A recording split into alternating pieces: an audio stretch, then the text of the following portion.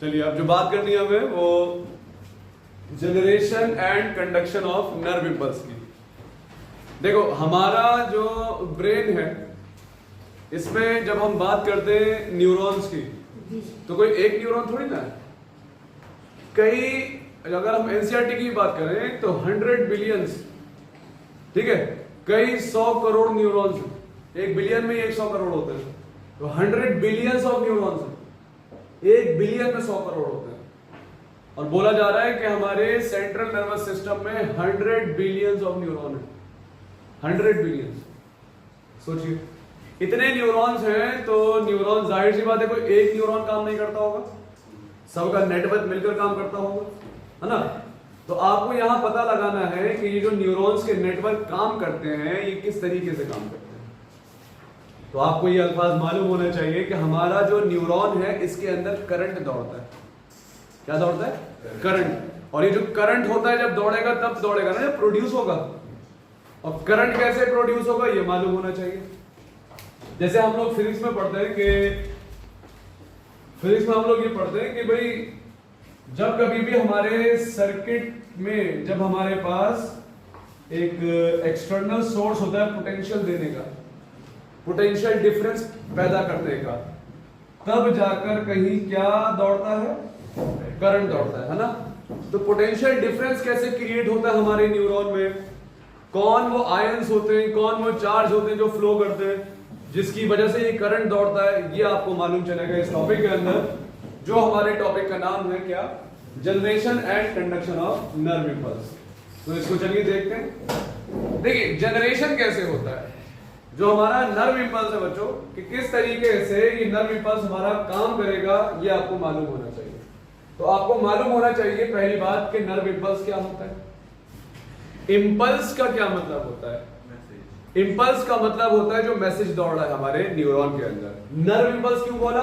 क्योंकि वो न्यूरॉन के अंदर दौड़ रहा है, नर्व फाइबर के अंदर दौड़ रहा है मैसेज। अब वो मैसेज कैसे पैदा होता है, कैसे वो करंट पैदा होता है, वो आपको पहली बात मालूम होना चाहिए, ठीक है। तो ये सारे काम आप जानते हैं कि डेंड्राइट्स तो हो गए वो लोग जो कि क्या करते हैं, मैसेज को पकड़ते हैं, रिसीव करते हैं, है ना, मैसेज को रिसीव करने वाले, ठीक है, वो होते हैं डेंड्राइट्स। उसको आगे बढ़ाने वाला सेल बॉडी और सेल ग्रेन्यूल्स, ये सारी चीजें होती हैं। फिर जो मेन काम करता है ना, वो मेन काम करने वाला कौन है? वो मेन काम जो आगे की तरफ लेकर जाएगा ये हमारी जो एक्सॉन होती है, ठीक है। तो एक्सॉन ही तो है जो आगे की तरफ लेकर जाएगा मैसेज को। तो डेंड्राइट्स ने पकड़ा मैसेज को, सेल बॉडी ने उसको आगे बढ़ाया और फिर फर्दर आगे की तरफ लेके जाने वाला कौन? एक्सॉन होता है। अब एक्सॉन में ऐसा क्या हो रहा है कि भाई किस तरीके से ये करंट पैदा होता है हमारे एक्सॉन में कि जो मैसेज है वो आगे की तरफ दौड़े, ये आपको समझना है। तो इसको समझने के लिए आपको 3 मेन स्टेप्स मालूम होने चाहिए। पहला स्टेप आपको मालूम होना चाहिए कि भाई मानते हैं कि हमारा अभी न्यूरॉन, हमारा नर्व फाइबर कोई मैसेज कैरी नहीं कर रहा है। कौन सी स्टेज में है वो है अभी हमारा रेस्टिंग स्टेज में। तो पहली बार हम मान रहे हैं कि अभी वो हमारा जो न्यूरॉन है वो रेस्टिंग स्टेज में है, कोई मैसेज कैरी नहीं कर रहा है, ठीक है। दूसरे स्टेज में हम देखेंगे एक स्टेज जो होती है हमारी एक्शन पोटेंशियल, एक्शन वाली स्टेज। और तीसरा, एक्शन करने के बाद दोबारा अपनी वापस कौन सी स्टेज में आना? रेस्टिंग स्टेज में आना। इसको आप बोलते हैं रीपोलराइज्ड स्टेज। Repolarised state. जैसे सपोज करो मैं जैसे बोलना स्टार्ट कर रहा हूं, बोलने से पहले जो आपके कान जो शांति फील कर रहे हैं वो रेस्टिंग स्टेज में, जिस वक्त आपके कान में कोई आवाज नहीं जा रही है। जैसे ही मैंने बोलना स्टार्ट किया तो वो जो आवाज है ये आवाज आपके कान से होती हुई एक्शन पोटेंशियल क्रिएट करती है, ठीक है। फिर वो एक्शन पोटेंशियल हमारे ब्रेन तक मैसेज लेकर जाता है कि कुछ बोला जा रहा है, ठीक है। आपने समझ लिया, मैंने बोल दिया, सारा काम हो गया। उसके बाद वो मैसेज क्या हो जाएगा? वो खत्म होगा और हमारी मेम्ब्रेन दोबारा से कैसी हो जाएगी? रीपोलराइज्ड। ये तीनों चीजें कैसे होती हैं एक एक स्टेप से समझते हैं। पहले हम समझते हैं कि भाई रेस्टिंग स्टेज क्या है।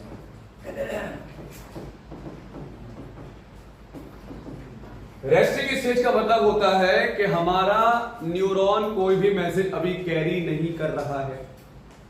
सपोज कीजिए मैं कुछ देख रहा हूं, तो मैं काम कर रहा हूं ना, मेरा एक्शन हो रहा है देखने का, लेकिन अगर मैं आंख बंद कर दूं तो कोई काम नहीं कर रहा है। हमारा न्यूरॉन जो हमारे आंख में है बाइपोलर न्यूरॉन, हमारे रेटिना में जो है बाइपोलर न्यूरॉन, वो कोई काम नहीं कर रहा है।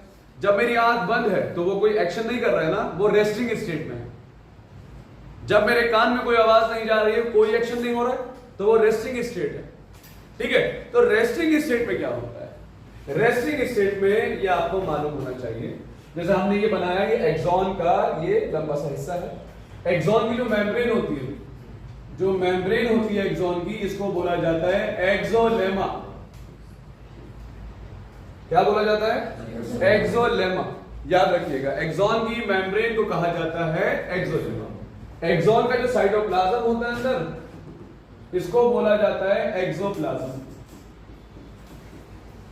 एक्सॉन का जो साइटोप्लाज्म होता है ये एक्सोप्लाज्म कहलाता है। और एक्सोलेमा के बाहर वाली जो स्पेस होती है, इसको कहा जाता है एक्स्ट्रा, बाहर वाला हिस्सा है, तो extra cellular space, extra cellular space कहलाती है। ओके, क्या कहलाती है? Extra cellular space.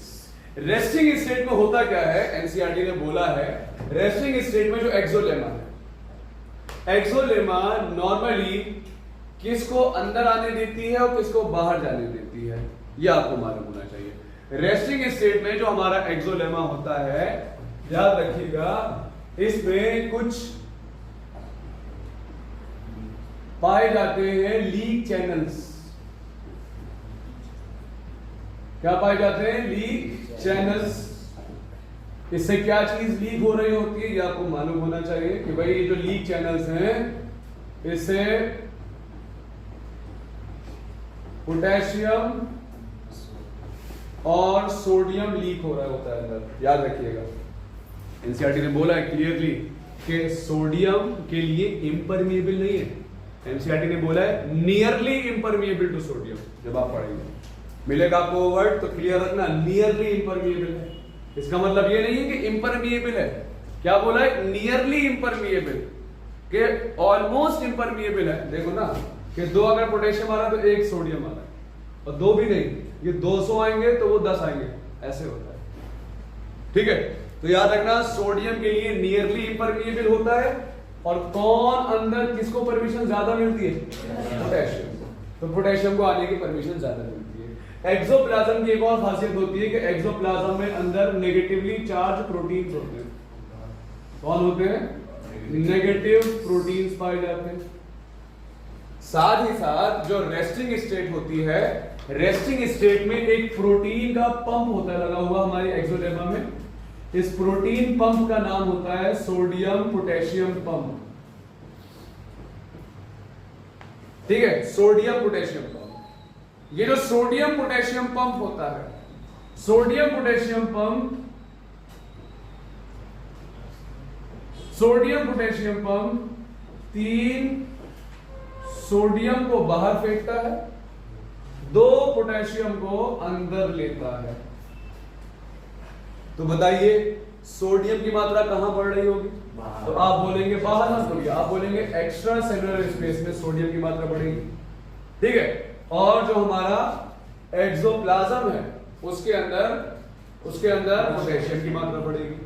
तो बाहर प्लस चार्ज बढ़ता जाएगा, बढ़ता जाएगा, बढ़ता जाएगा। तो बाहर वाली मेम्ब्रेन पर जो हमें चार्ज देखने को मिलेगा, कैसा देखने मिलेगा?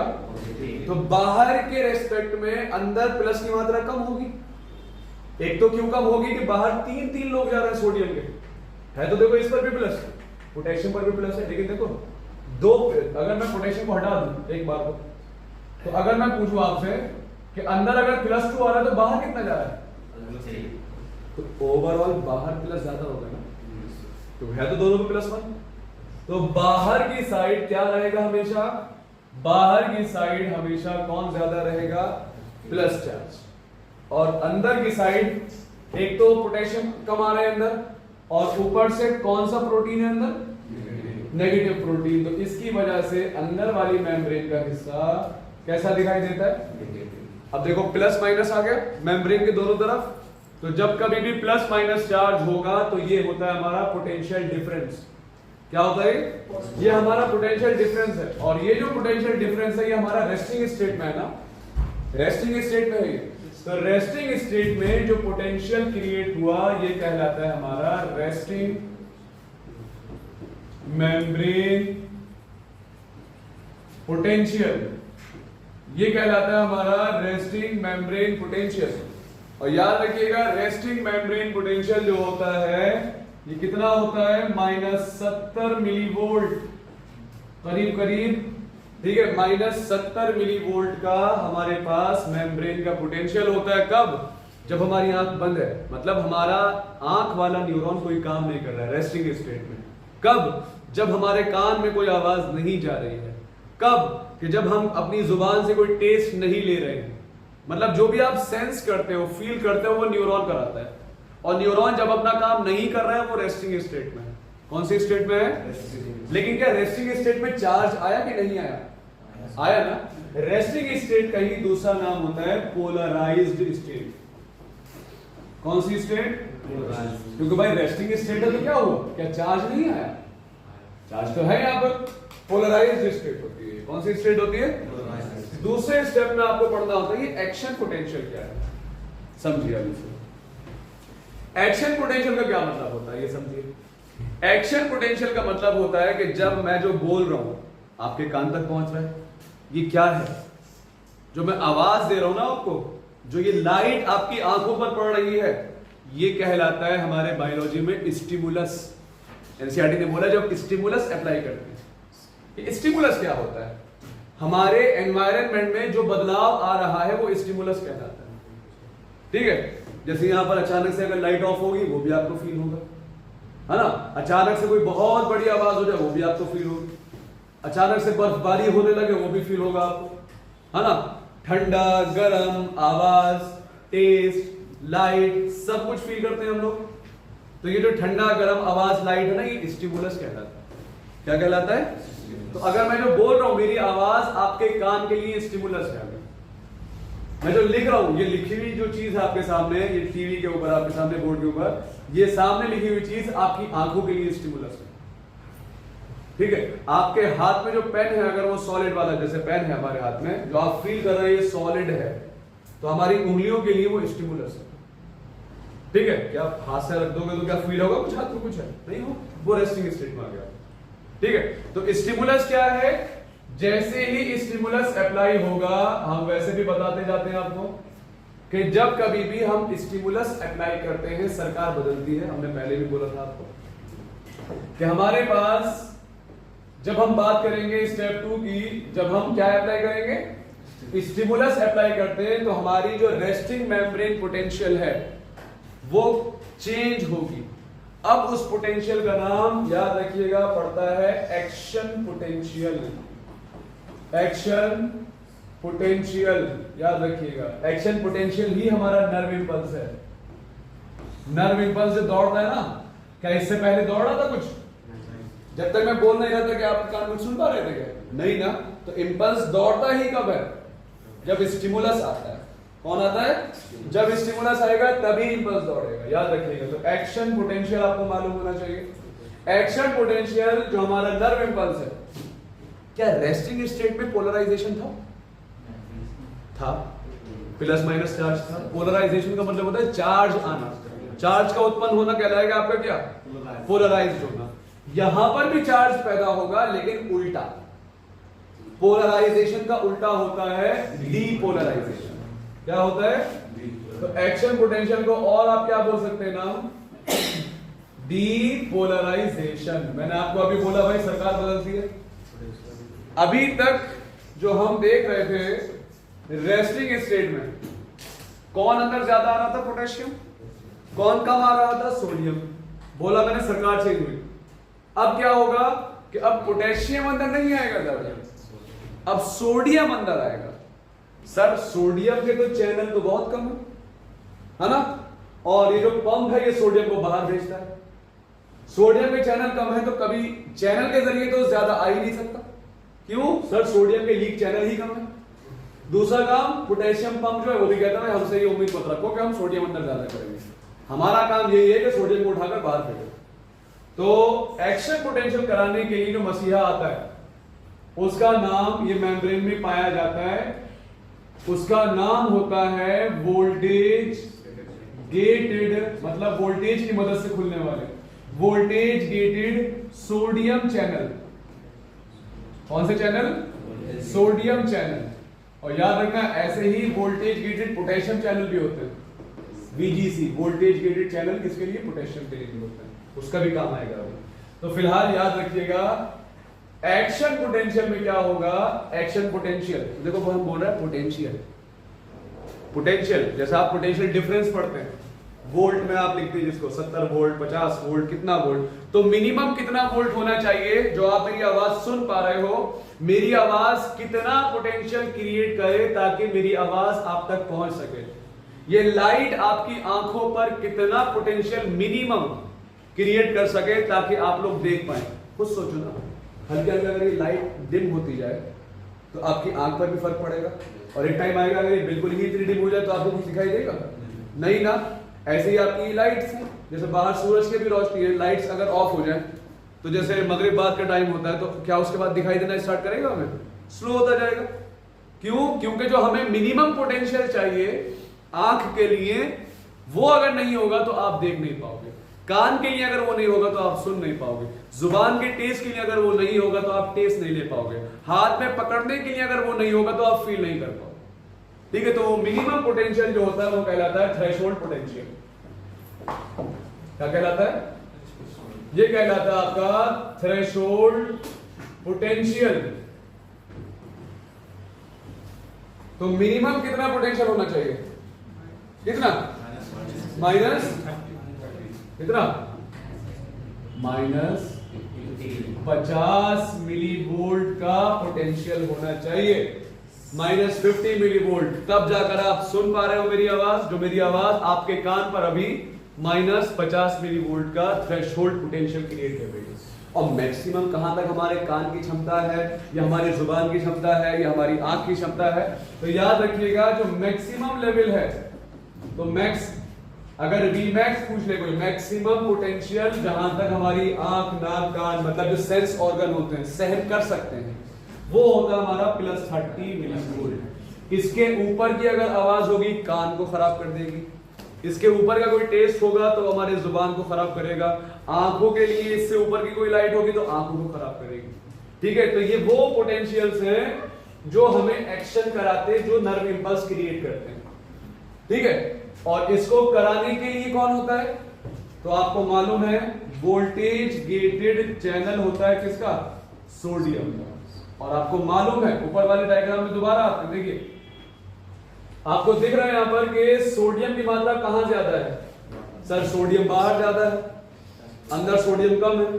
गेट किसका खुला? वोल्टेज गेटेड सोडियम चैनल खुला, तो अंदर किसकी मात्रा बढ़ेगी? तो याद रखिएगा क्या होता है भाई एक्शन पोटेंशियल में, एक्शन पोटेंशियल में ये होता है कि जो हमारी मेम्ब्रेन है अब इसमें क्या होगा, सोडियम चैनल खुलने की वजह से अंदर सोडियम की मात्रा ज्यादा होगी। अब पोटेशियम बाहर नहीं आ रहा है, अभी अंदर सोडियम बढ़ रहा है बस, तो अंदर सोडियम की मात्रा बढ़ेगी, सोडियम की मात्रा अंदर बढ़ती जाएगी। सोडियम के अंदर जाने को आप बोलेंगे इनफ्लक्स, अंदर जाने को बोलते हैं आप चार्ज का अंदर आना इनफ्लक्स, बाहर जाना ईफ्लक्स। तो अंदर की तरफ चार्ज बढ़ेगा और अंदर की तरफ अब जो हमें पोटेंशियल दिखाई देगा, सॉरी जो चार्ज दिखाई देगा वो कैसा दिखाई देगा? प्लस। तो अब अंदर प्लस की मात्रा बढ़ रही है तो बाहर प्लस की मात्रा घटेगी, और घटे हुई मात्रा को दिखाने के लिए हम बाहर कौन सा चार्ज दिखा देते हैं? Minus charge. ये नेगेटिव प्रोटीन की वजह से नहीं होता, किसकी वजह से होता है कि सर बाहर प्लस की मात्रा कम हो गई, उसको दिखाने के लिए बाहर क्या चार्ज दिखाया जाएगा? ठीक है, तो अगर इस हिस्से पे इंपल्स क्रिएट हुआ, आगे वाली अभी मेम्ब्रेन मेरी वैसे ही है जैसी थी पहले।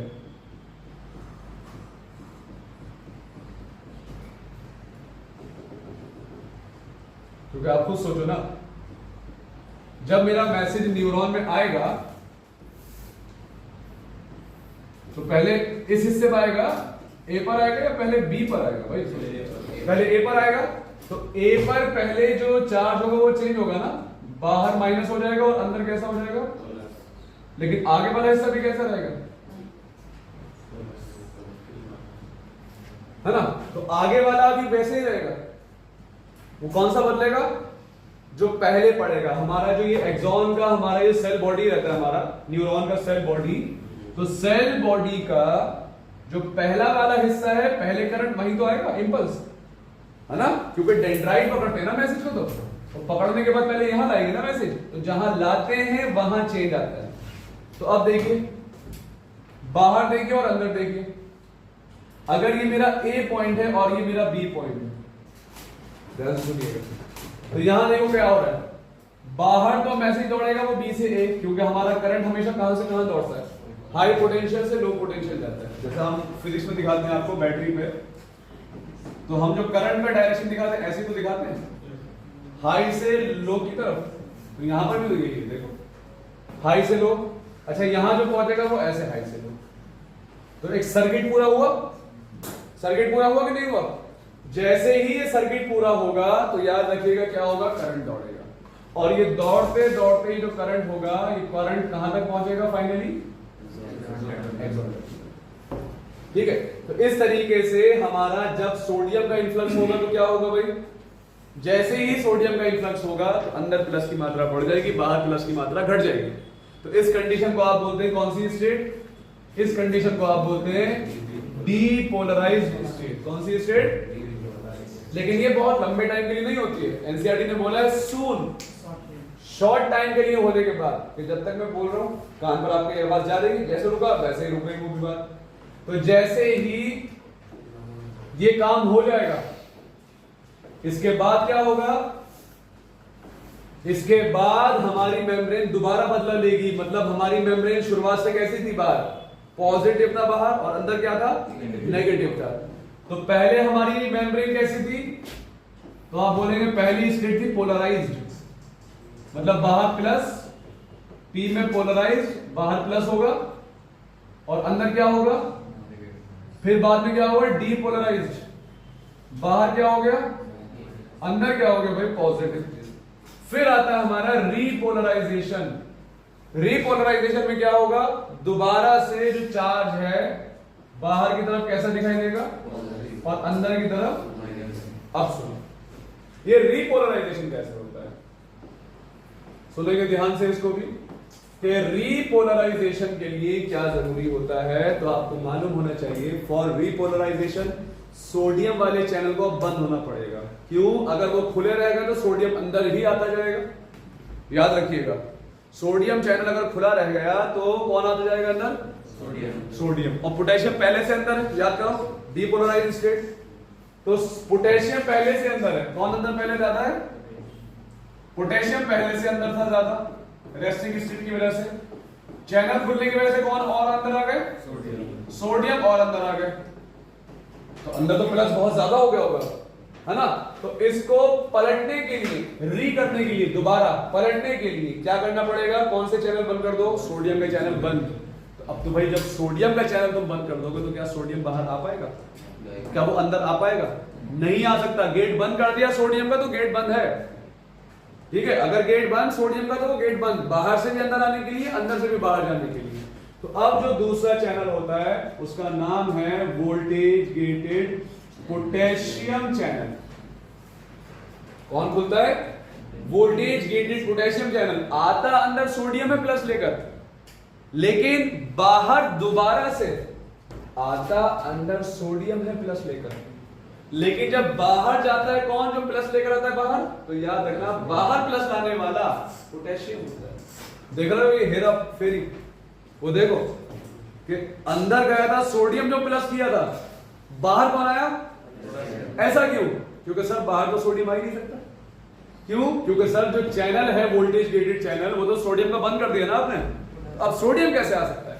और हम चाहते हैं कि बाहर प्लस चार्ज दोबारा बढ़े, तो सोडियम पे अगर प्लस है तो क्या पोटेशियम पे प्लस नहीं है, पोटेशियम पर भी तो प्लस है। तो दूसरा जो रास्ता खुला वो कौन सा खुला, वोल्टेज गेटेड पोटेशियम चैनल। और पोटेशियम बाहर की तरफ क्या होगा, पोटेशियम बाहर जाएगा, जो हमारी मेम्ब्रेन है, इससे कौन बाहर जाना स्टार्ट होगा?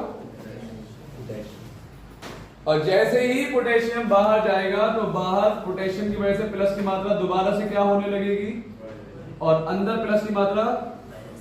इस कंडीशन को आप बोलते हैं रीपोलराइजेशन। क्या बोलते हैं? रीपोलराइजेशन, याद रखिएगा।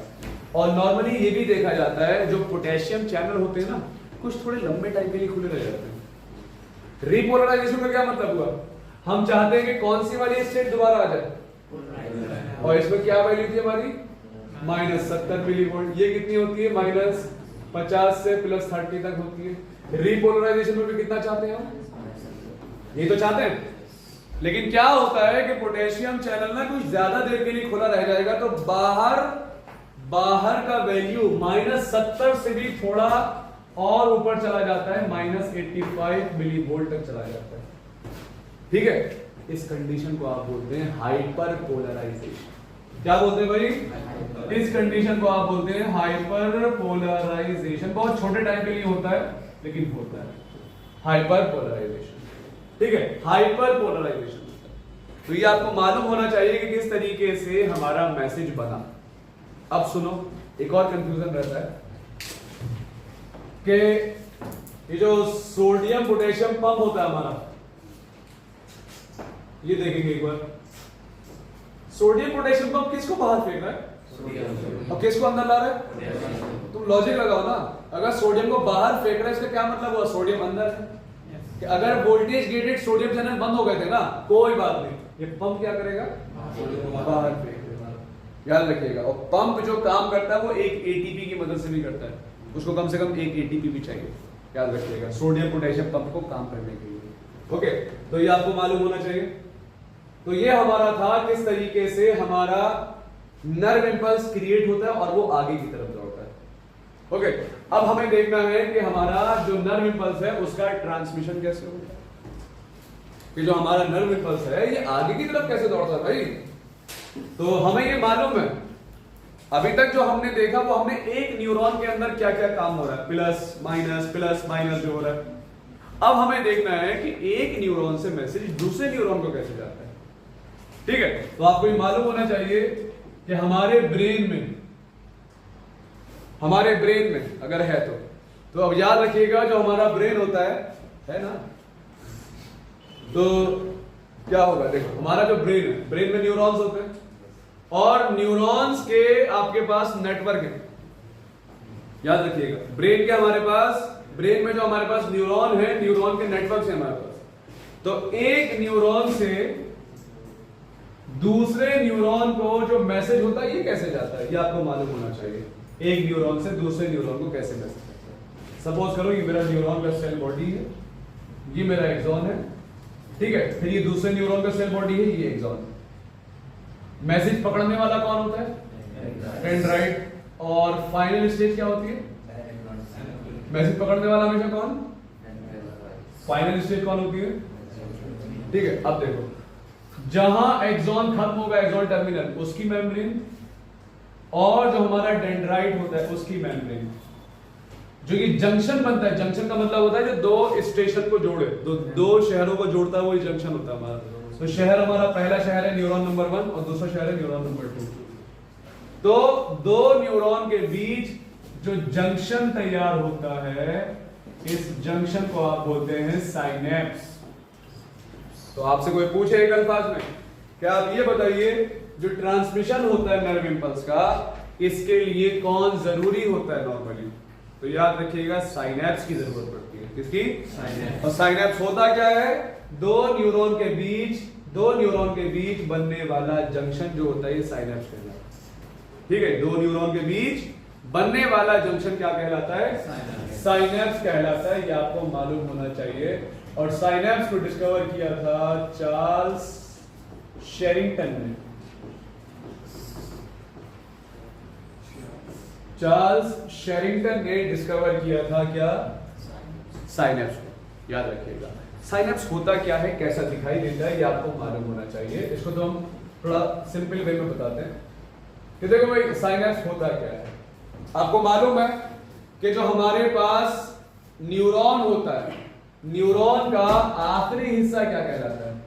एक्सॉन टर्मिनल, है ना, क्या कह रहा था भाई, एक्सॉन टर्मिनल। और एक्सॉन टर्मिनल जो होता है हमारा जो न्यूरॉन था, एक्सॉन टर्मिनल फाइनल पार्ट, और ये होते हैं इसमें साइनेप्टिक नॉब्स।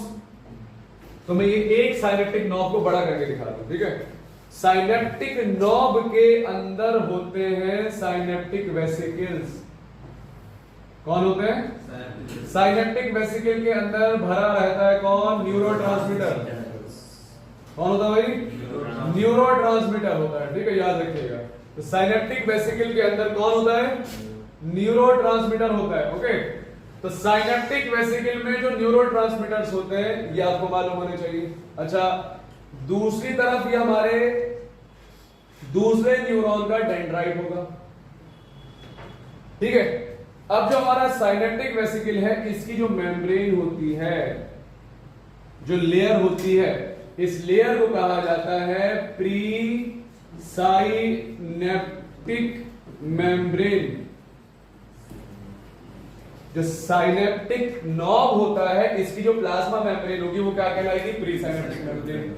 और जो हमारे डेंड्राइट्स होते हैं इनकी प्लाज्मा मेम्ब्रेन को कहा जाता है पोस्ट साइनेप्टिक मेम्ब्रेन, ठीक है। पूछा जाता है सवाल, सुनिएगा सवाल, कि भाई जो रिसेप्टर्स होते हैं मैसेज को पकड़ने वाले, ये कहां पाए जाते हैं? तो याद रखिएगा ये कौन है? ये रिसेप्टर्स हैं, ये एनसीईआरटी में दिया हुआ है। रिसेप्टर्स, कौन? रिसेप्टर्स, याद रखिएगा। अब देखो मैसेज आया, वो आगे दौड़ता गया, ठीक है। मैसेज आया, आपको मालूम है माइलिनेटेड न्यूरॉन में मैसेज तेज दौड़ता है। मैसेज पहुंचा कहां? एक्सॉन टर्मिनल के साइनेप्टिक नॉब पर। साइनेप्टिक नॉब पर जब मैसेज पहुंचता है तो याद रखिएगा वो क्या करता है? साइनेप्टिक नॉब पर पहुंचकर ये जो साइनेप्टिक वेसिकल्स हैं, ये कौन लोग हैं? ये साइनेप्टिक वेसिकल्स हैं। कौन है? साइनेप्टिक वेसिकल्स हैं। साइनेप्टिक वेसिकल्स को प्री साइनेप्टिक मेम्ब्रेन के साथ क्या करा देता है ये? तो याद रखिएगा ये क्या हो जाते हैं? फ्यूज।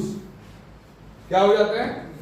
और फ्यूज होंगे तो इनके अंदर जो केमिकल भरा हुआ है, जो केमिकल होता है इनके अंदर भरा हुआ, उस केमिकल का नाम आप लोग जानते हैं, न्यूरोट्रांसमीटर।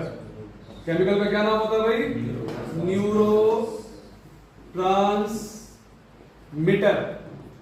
तो जो केमिकल भरा है उसका नाम होता है न्यूरोट्रांसमीटर। तो न्यूरोट्रांसमीटर क्या होगा? रिलीज होगा। ये कब होगा? कि सर जब मैसेज एक्सॉन के लंबे हिस्से से चलकर एक्सॉन टर्मिनल तक पहुंचता है तो वहां पर जो साइनेप्टिक नॉब्स हैं, वो साइनेप्टिक नॉब के अंदर जो साइनेप्टिक वेसिकल्स हैं, उन साइनेप्टिक वेसिकल्स को क्या कर देगा? वो फ्यूज। और फ्यूज करेगा तो क्या होगा? उनसे क्या निकल जाएगा?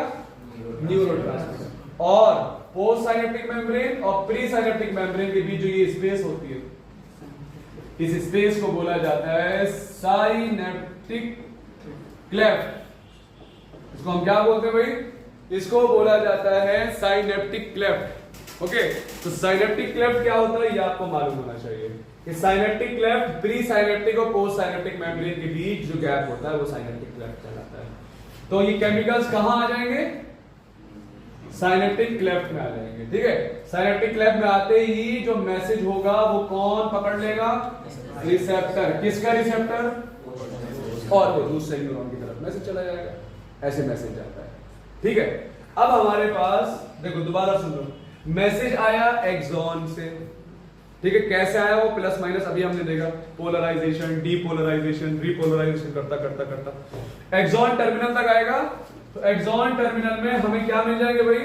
तो एक्सॉन टर्मिनल में हमें मिलेंगे साइनेप्टिक नॉब में मिलेंगे साइनेप्टिक वेसिकल, के अंदर मिलेगा न्यूरोट्रांसमीटर, और वो न्यूरोट्रांसमीटर वो करंट की वजह से क्या होगा? न्यूरोट्रांसमीटर निकल जाएगा साइनेप्टिक वेसिकल से और कहां आ जाएगा? साइनेप्टिक क्लेफ्ट में। और उनको कौन पकड़ लेगा? और रिसेप्टर क्या करेगा? रिसेप्टर क्या करेगा? अगले न्यूरॉन को डीपोलराइजेशन करा देगा, तो अगले न्यूरॉन में वो मैसेज चला जाएगा। वो मैसेज अगले न्यूरॉन में चला जाएगा, ऐसे ही फिर अगले न्यूरॉन में जाएगा, अगले न्यूरॉन में जाएगा, अगले न्यूरॉन में जाएगा। इस तरीके से हमारा मैसेज ट्रांसफर होगा। ठीक है, इस तरीके से हमारा जो मैसेज होता है वो ट्रांसफर होगा, इस तरीके से ट्रांसमिशन होता है। ठीक है, इसी में आपसे सवाल पूछता है कि भाई जो हमारा ट्रांसमिशन होता है मैसेज का, उसके लिए हमें, आपको मालूम है, साइनेप्स चाहिए होते हैं। साइनेप्स बच्चों जो होते हैं खुद दो टाइप के होते हैं। कितने मेन टाइप के होते हैं साइनेप्स? दो मेन टाइप के साइनेप्स होते हैं, ये आपको मालूम होना चाहिए। एक होता है केमिकल साइनेप्स और एक होता है भाई इलेक्ट्रिकल साइनेप्स। केमिकल साइनेप्स और दूसरा कौन होता है भाई? Electrical synapse. दोनों में डिफरेंसेस क्या होते हैं? देखो, केमिकल साइनेप्स नाम से पता लग रहा है कि कुछ केमिकल की जरूरत पड़ेगी इसमें, तो याद रखिएगा ऐसा साइनेप्स जहां पर एक न्यूरॉन से दूसरे न्यूरॉन में जो मैसेज जाता है वो किसी केमिकल के जरिए जाता है। उस केमिकल का नाम आप लोग जानते हैं न्यूरोट्रांसमीटर। क्या नाम होता है? तो यहां क्या होगा? हेयर ट्रांसमिशन जो होगा वो किसकी मदद से होगा? Transmission occurs with the help of